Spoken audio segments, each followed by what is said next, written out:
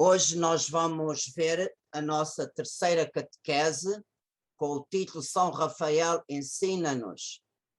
E hoje São Rafael ensina-nos sobre o conhecimento dos anjos. E é muito importante de nós termos esta consciência da perfeição do conhecimento do anjo e, ao mesmo tempo, como o conhecimento do anjo é perfeito.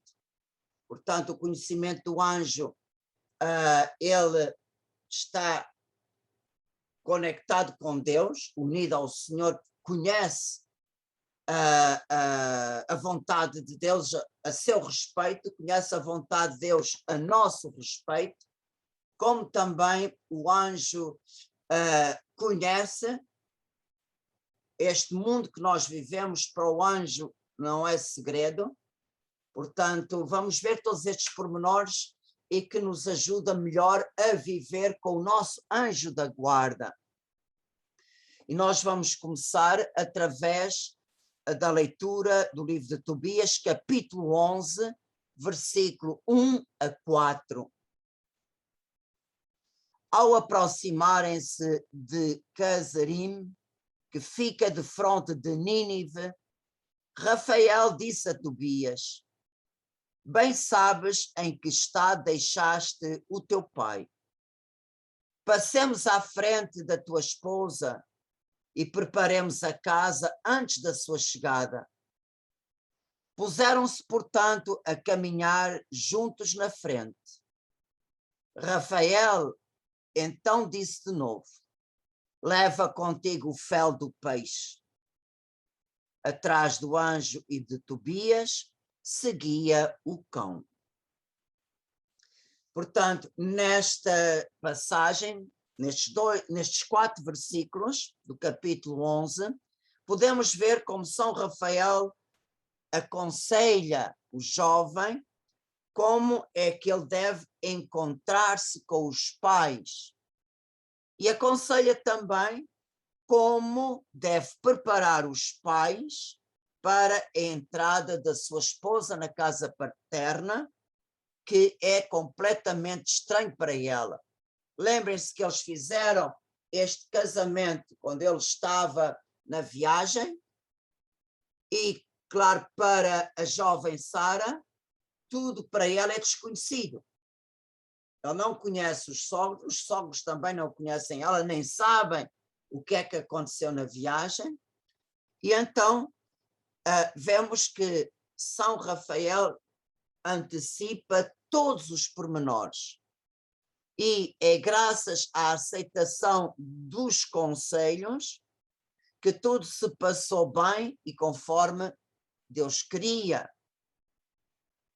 Portanto, nós podemos perguntar qual é a razão profunda desta colaboração do anjo com o homem. Nós vemos neste livro como realmente há uma colaboração entre o anjo e o homem e o anjo. Por isso é que São Rafael nos ensina muito como devemos tratar o nosso anjo e qual é o auxílio que ele nos pode dar. É importante nós termos, isto é doutrina da Igreja, não é invenção do Padre Carlos ou de outra pessoa qualquer, é doutrina da Igreja. Deus criou uma interdependência entre as suas criaturas. Não há nenhuma criatura que possa dizer: eu não preciso de ninguém. Nós precisamos de todos. Nós precisamos dos outros irmãos e irmãs que estão no caminho da nossa vida. Nós precisamos da natureza, como também precisamos dos animais, mesmo que a gente não tenha nenhum. Por exemplo, no verão, nós passamos um inverno tão triste, tão fechado, a natureza tão pesada. Se não fosse a beleza da neve a cobrir a natureza, as árvores são negras, queimadas pelo frio, nuas. E quando chega a primavera, quando chega ao verão, a gente só ouvir os passarinhos a cantar nas árvores, isso dá-nos uma alegria tão grande. Ajuda o nosso estado de espírito. Portanto, nós precisamos das criaturas irracionais, como precisamos dos seres humanos que nosso Deus colocou no nosso caminho, como precisamos do anjo. Portanto, é da vontade de Deus que haja esta interdependência. Realmente ninguém pode dizer eu não preciso de ninguém. E é exatamente isto que está escrito no Novo Catecismo da Igreja Católica, nos números 302, 306 e 323. Portanto, faz parte da Igreja Católica, da doutrina da Igreja Católica, faz parte do tesouro da nossa fé, esta interdependência entre as criaturas. Apesar da criação ser tão bela, tão maravilhosa, Deus criou a criação inacabada. Quer dizer, todas as criaturas, diz o Novo Catecismo, estão em estado de caminho. Caminho para onde? Para a sua perfeição última. Isto é válido até mesmo para o anjo. Apesar do anjo já estar na bem-aventurança, apesar do anjo já estar no céu, ele também caminha para a sua última consumação. Por exemplo, o que é que falta ao anjo para atingir a sua última consumação? É a tarefa de ser anjo da guarda de um homem. Porque através da tarefa de ser anjo da guarda, ele, ao viver conosco como ser humano, o anjo compreende por dentro a humanidade de nosso Senhor Jesus Cristo. É em conviver conosco que o anjo compreende o pecado, as suas consequências e como nós estamos quebrados pelo pecado e suas consequências. Portanto, também o anjo precisa de ter esta tarefa para atingir a sua última consumação. Nós também, quando é que nós vamos atingir a nossa plenitude? Quando houver a ressurreição da carne, quando houver a ressurreição do corpo. Mesmo hoje, os santos que estão no céu, claro que eles estão plenamente mergulhados em Deus, mas falta-lhes o corpo. Os santos sentem, na minha natureza humana, falta o meu corpo. Portanto, no céu, eles estão incompletos, porque falta uma parte de nós. Só quando o nosso corpo ressuscitar glorioso e se unir à alma gloriosa, aí é que vamos atingir a nossa plenitude. Portanto, Deus criou todas as criaturas em estado de caminho e em estado de dependência.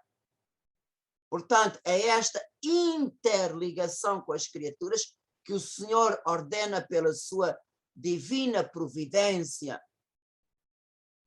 Por isso, vemos Deus que vê tudo e que sabe tudo e que tem tudo na sua mão, realmente Ele, segundo os seus planos, segundo a sua vontade, é a inter-relação das criaturas umas com as outras que nós ajudamos a atingir a nossa plenitude.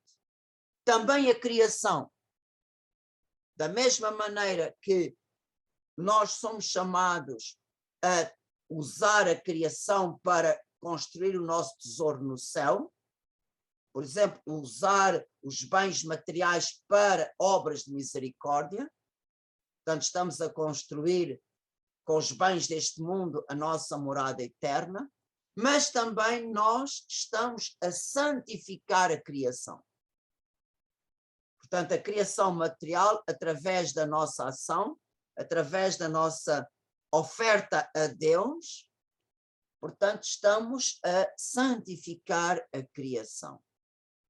Por isso, Deus é a causa primeira de todas as coisas, Ele é a origem de todas as criaturas, mas Deus também atua através de nós, através dos anjos, através das suas criaturas irracionais. Portanto, nós podemos chamar Deus é a causa primeira de tudo, porque é a sua origem, o seu Criador.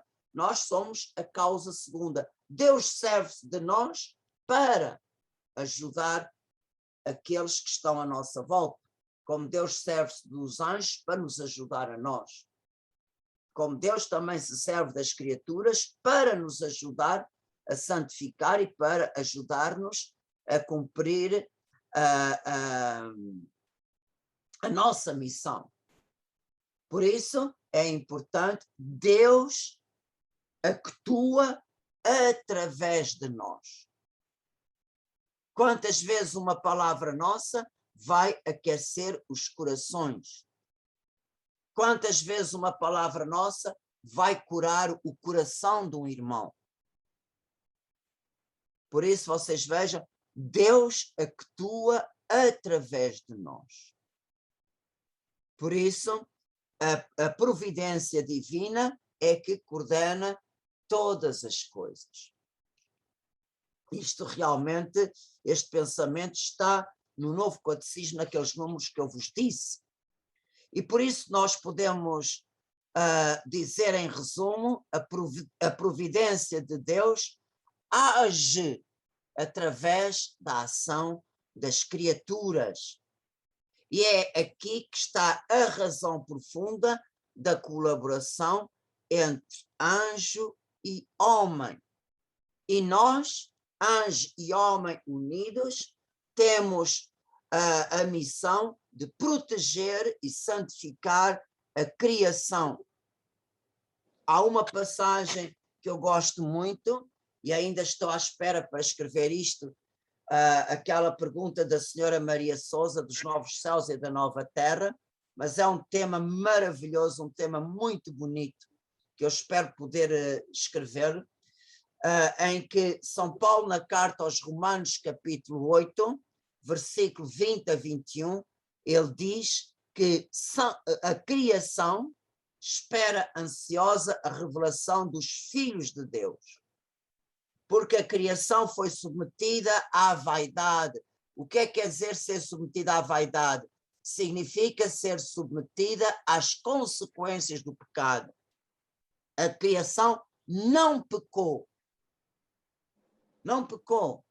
mas porque ela está unida ao homem, portanto a união homem e criação é algo que Deus estabeleceu desde o princípio, portanto quando o homem cai, toda a criação cai com ele. E por isso ela não pecou, mas ela sofre as consequências do pecado humano. Mas sofre na esperança, diz São Paulo, na carta aos Romanos capítulo 8, sofre na esperança de ser também ela libertada da escravidão da corrupção para participar na liberdade da glória dos filhos de Deus. Portanto, a criação, ela, depois do juízo final, também está destinada a participar da glória dos filhos de Deus. O que quer dizer? A criação também está destinada à ressurreição. Portanto, o primeiro céu e a primeira terra vão morrer, têm que passar pela sua sexta-feira santa, para também a criação, ela ressuscitar.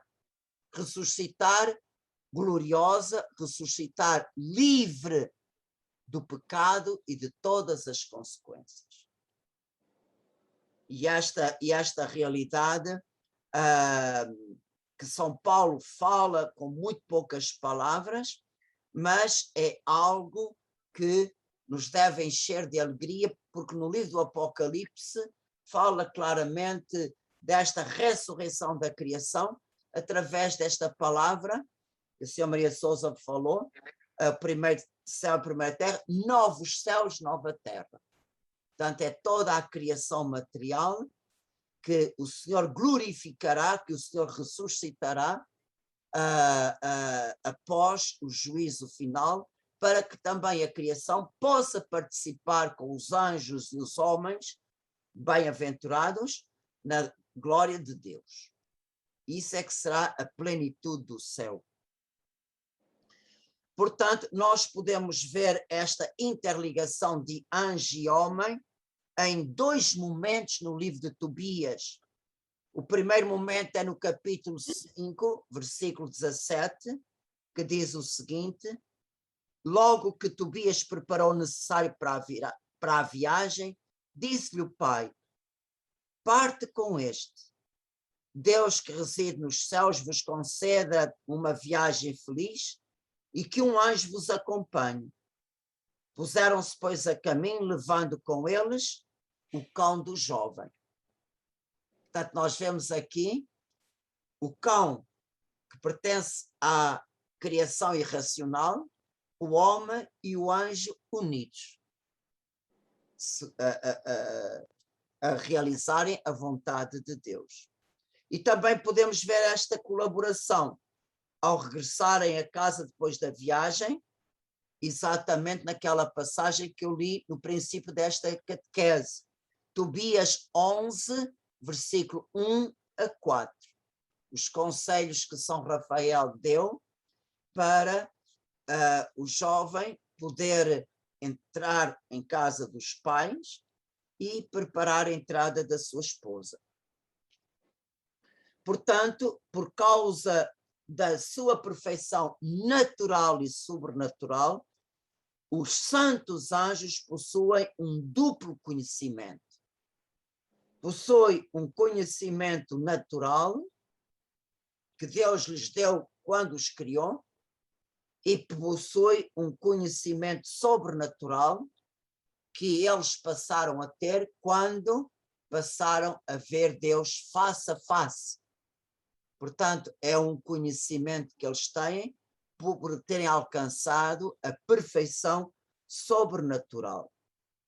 Por exemplo, para vocês compreenderem esta distinção, vamos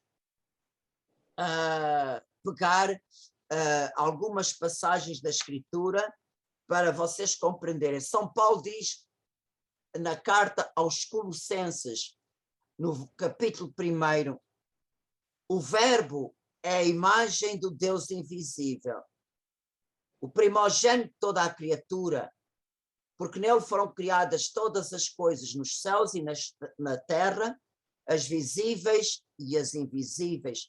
Tudo foi criado por ele e para ele. Portanto, quando os anjos foram criados, eles podiam conhecer o Verbo, o Filho de Deus vivo, espelhado no seu ser. Portanto, assim como nós trazemos uma imagem de Deus na nossa alma, também os anjos podiam contemplar Deus em si, como também podiam contemplar Deus na perfeição do outro que estava ao seu lado. Portanto, eles podiam ver Deus refletido em cada um. Portanto, este é o conhecimento natural. Mas quando eles foram elevados à glória, eles puderam conhecer o Verbo face a face, diretamente. Não só conhecer o Verbo neles, que este conhecimento se tornou ainda mais claro, mas conhecer Deus, o Filho de Deus vivo, porque tudo foi criado por ele e para ele, portanto, podiam conhecer Deus espelhado neles, como podiam conhecer Deus face a face, tal e qual como Deus é.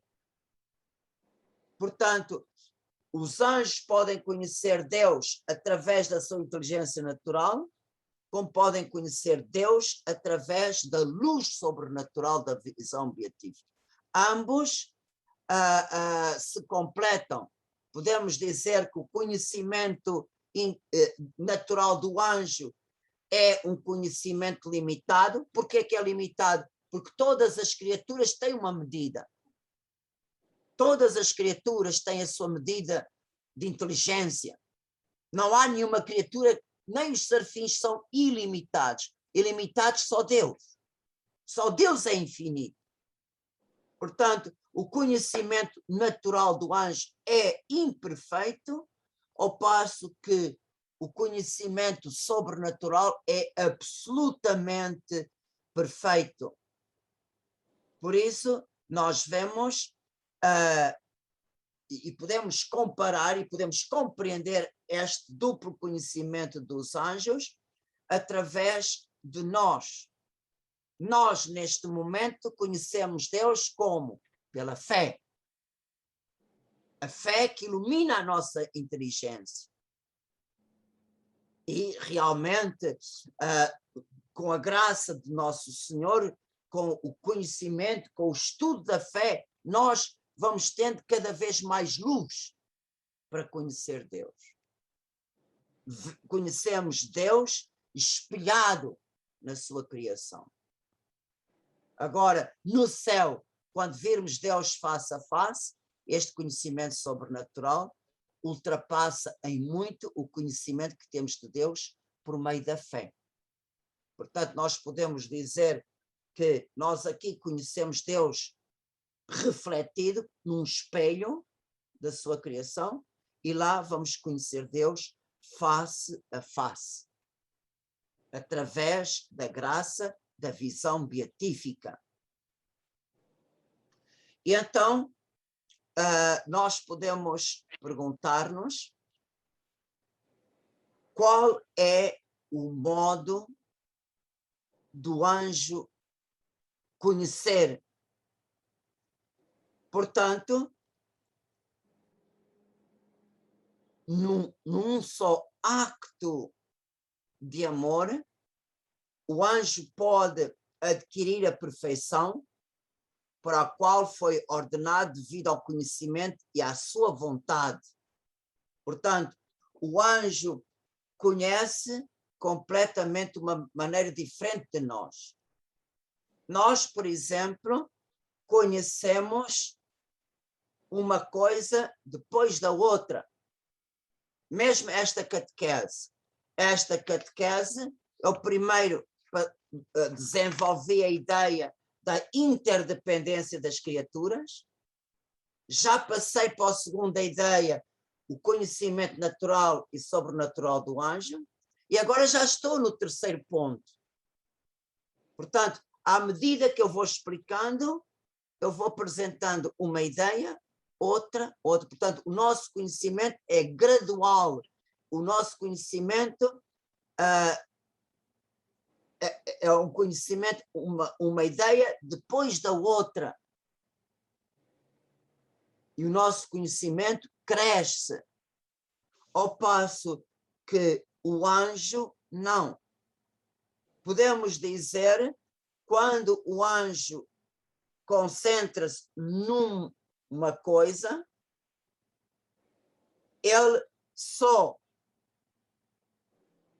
estar com aquela coisa presente, ele conhece todas as suas dimensões. Com a sua inteligência, o anjo compreende aquela coisa que Deus lhe dá a conhecer, não só conhece perfeitamente, como conhece para que é que serve, como conhece a sua dignidade, como conhece as suas consequências. Por exemplo, eu estou a falar de uma maneira abstrata, por exemplo, quando Deus revela aos anjos o mistério da encarnação, o Filho de Deus vai se fazer homem. Portanto, quando isto é revelado ao anjo, o anjo imediatamente compreende a vontade de Deus, compreende que realmente Deus vai tomar uma natureza inferior à deles. O anjo conhece imediatamente todas as limitações da criatura humana, mesmo sem pecado.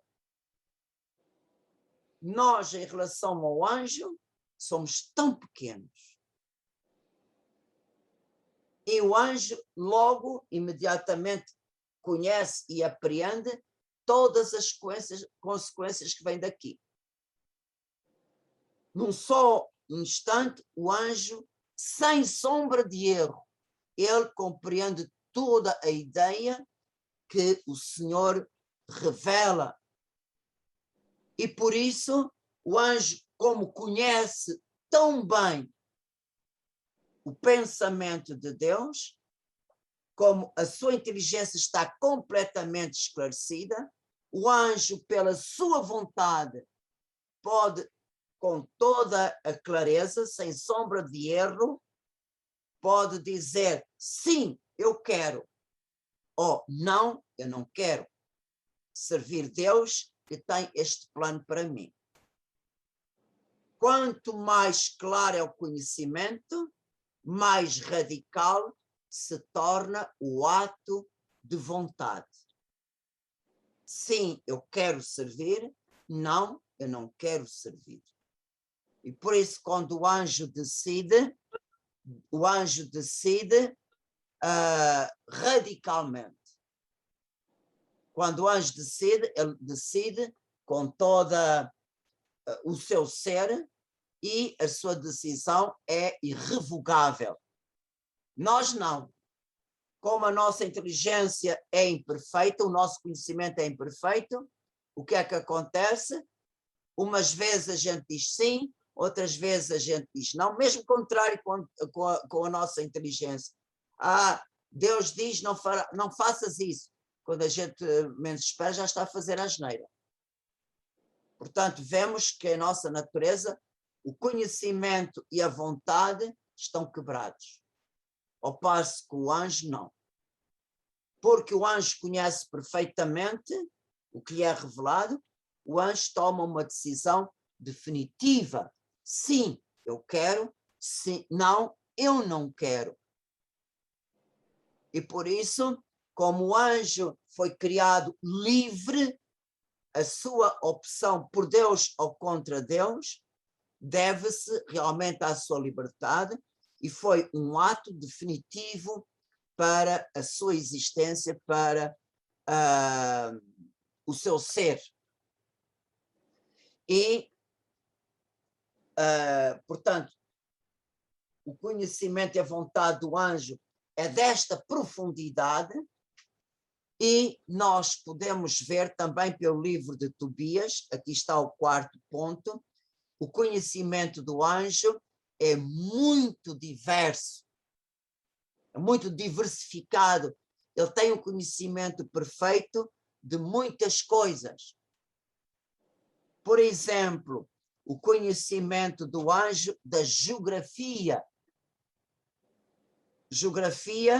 daquela região que o pai Tobit queria enviar o seu filho, a geografia da Média. Vemos isto no capítulo 5 do livro de Tobias, versículo 6. Interrogou Tobias: conheces a estrada que conduz à Média? Respondeu o anjo: sem dúvida, já muitas vezes estive lá. Sou conhecedor de todos os caminhos. Frequentemente viajei para a Média e pernoitei em casa de Gabael, nosso irmão, que mora em Rages, na Média. Esta cidade fica exatamente a 2 dias de viagem de Ecbatana. Raj está situada nas montanhas, enquanto Ecbatana está no meio da planície. Portanto, vocês vejam como o anjo dá exatamente todos os pormenores da região que o jovem não conhecia. Portanto, ele mostra um conhecimento perfeito. Outro, o anjo também tem um conhecimento exato como o jovem Tobias pode vencer o peixe. Tobias capítulo 6, versículo 1 a 3. Seguiram ambos a sua viagem e chegaram a entardecer às margens do rio Tigre, onde passaram a noite. O jovem desceu ao rio, a fim de lavar os pés, e eis que um grande peixe emergiu da água para o devorar. Tobias deu um grande grito. Então o anjo disse ao jovem: agarra o peixe e domina-o. O jovem apoderou-se do peixe e levou-o para a terra. Portanto, quando o peixe veio, ele agarrou o peixe pelas guelras e o peixe não pôde fazer mais nada. Portanto, vocês vejam como realmente o anjo dá a palavra certa, na hora certa, e o jovem obedece instantaneamente. Outro, o anjo conhece as propriedades medicinais das entranhas do peixe. Já estamos no capítulo 6, versículo 4 a 9. O anjo disse a Tobias: abre o peixe, tira-lhe o fel, o coração e o fígado. As vísceras, porém, deita-as fora. Com efeito, o fel, o coração e o fígado desse peixe servem de ótimo remédio. O jovem fez como o anjo lhe dissera, e assando o peixe, comeram-no.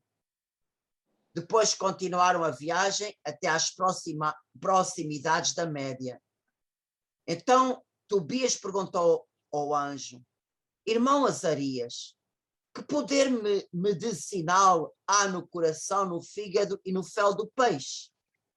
Ao que ele respondeu: o coração e o fígado queimados sobre as brasas afugentarão com o seu fumo toda a espécie de maus espíritos ou demónios de um homem ou mulher.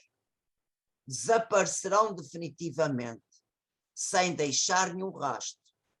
Quanto ao fel, serve para ungir quem sofra de cataratas, pois com ele ficará curado. Portanto, vocês vejam como realmente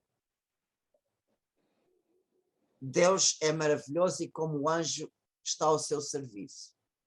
Como Deus providenciou que quando o jovem Tobias desceu à água, veio exatamente este peixe que no seu fígado, no seu fel e no seu coração tinham estas propriedades que eram necessárias.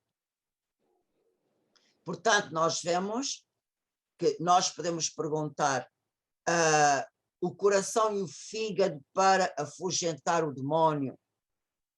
Claro que uma causa física, uma coisa material, não produz um efeito num ser espiritual. Mas Deus, pelo seu poder, pela sua graça, Ele pode dar uma força especial a um determinado elemento para que produza um efeito espiritual. Por exemplo, vocês vão compreender imediatamente isto. A água por si só não pode fazer nada a um demónio. Mas se a água for benzida pela oração da igreja, vocês sabem que a água benta tem poder.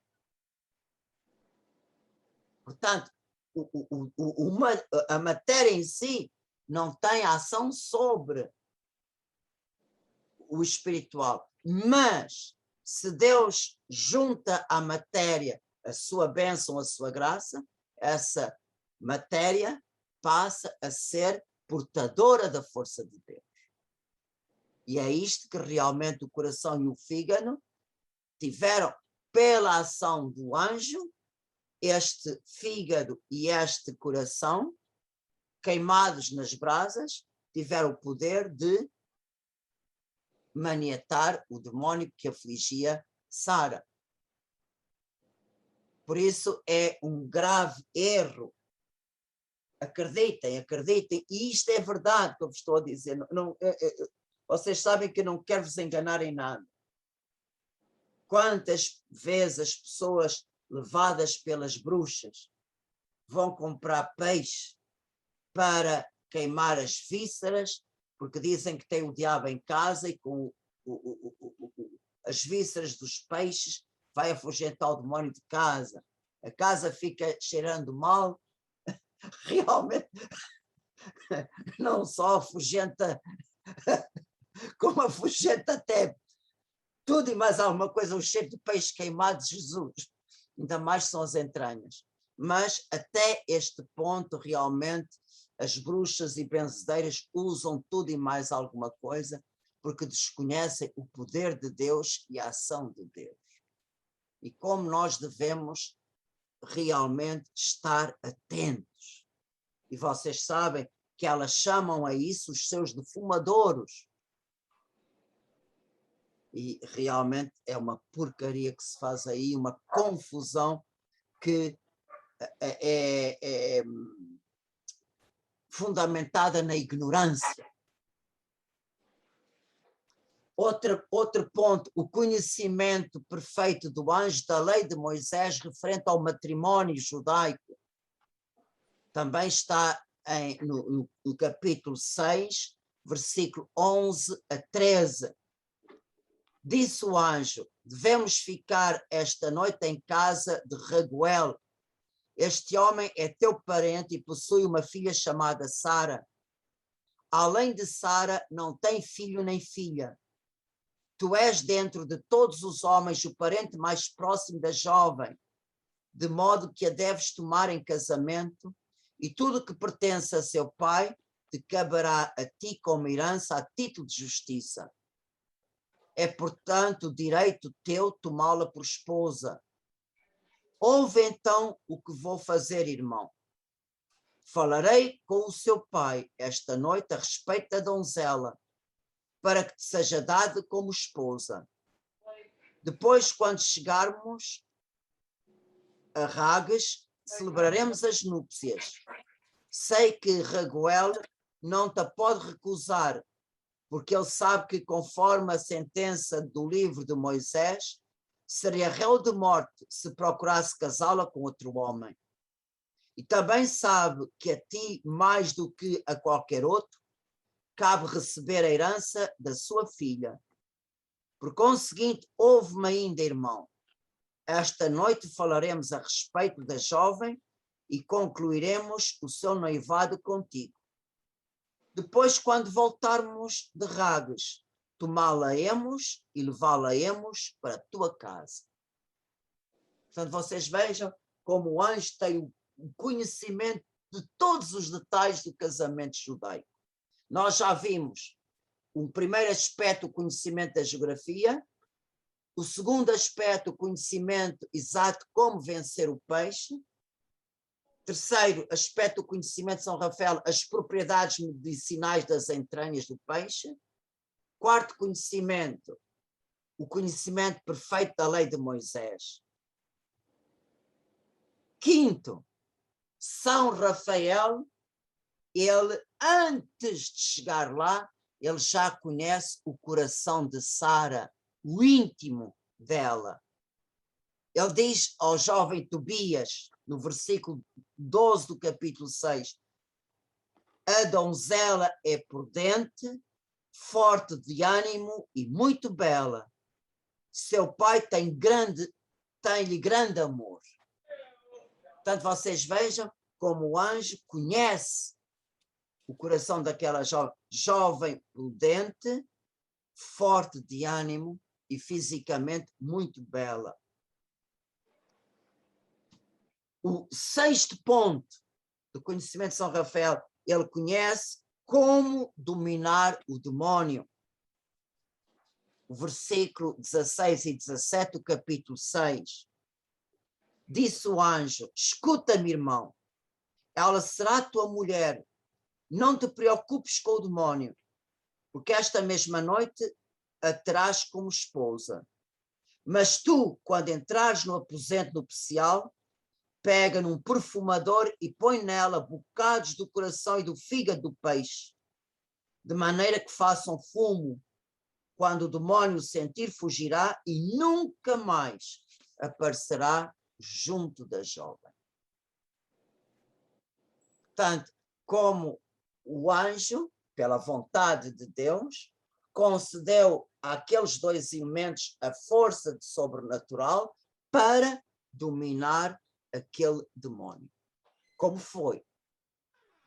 Por isso vocês vejam que os anjos têm um conhecimento perfeito a vários níveis, principalmente de tudo aquilo que se refere ao nosso mundo. E o que a Sagrada Escritura dá testemunho de São Rafael, nós podemos também aplicar este mesmo conhecimento ao nosso anjo da guarda. Por isso, ele pode ajudar-nos, pode e quer ajudar-nos nas nossas dificuldades, nas nossas problemas de saúde, nas nossas inquietações. Pode ajudar-nos quando nós vamos fazer uma viagem e não estamos bem conhecimento do caminho. O anjo pode ajudar-nos se a gente pede ajuda. E por isso nós podemos beneficiar do auxílio do nosso anjo de tantas e tantas maneiras. Tudo depende da nossa abertura e da nossa confiança. Somos nós, que através do amor que temos para com o nosso anjo da guarda, compete abrirmos a porta, abrir o nosso coração, abrir a nossa vida à sua ajuda, ao seu auxílio. Não nos esqueçamos daquela passagem tão importante no livro do Êxodo, capítulo 23,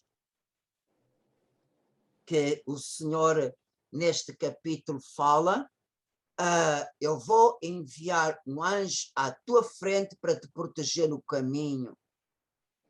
Qual é este caminho? O nosso caminho neste mundo, a nossa vida terrestre, a nossa vida material, a nossa vida humana aqui, para nos proteger aqui e para te conduzir ao lugar que preparei para ti. Portanto, o anjo ajuda-nos enquanto vivermos aqui, sem nunca perder de vista o céu, que é para lá que ele nos quer conduzir. Ao mesmo tempo que ele ajuda-nos a realizar a nossa missão terrena, ajuda-nos a realizar também a nossa missão celeste. E o Senhor nos pede, portanto, primeiro ele apresenta-nos o que é que o anjo faz. E agora, qual é o nosso dever para com o anjo? Está sempre vigilante na sua presença. O que é estar sempre vigilante? Está consciente que tu tens um anjo ao teu lado. Não te esqueças disto. Está vigilante na sua presença. E escuta o que ele te disser e não lhe desobedeças. Portanto, são três coisas. Está vigilante, escuta-o e não lhe desobedeças. Porquê? Porque ele fala em meu nome. Deus fala através do nosso anjo. E por isso, porque Deus fala através do nosso anjo, é por isso que nós devemos escutar e obedecer. Aquela palavra que Jesus diz aos apóstolos: quem vos escuta, a mim escuta. Quem escuta o seu anjo está escutando o Senhor.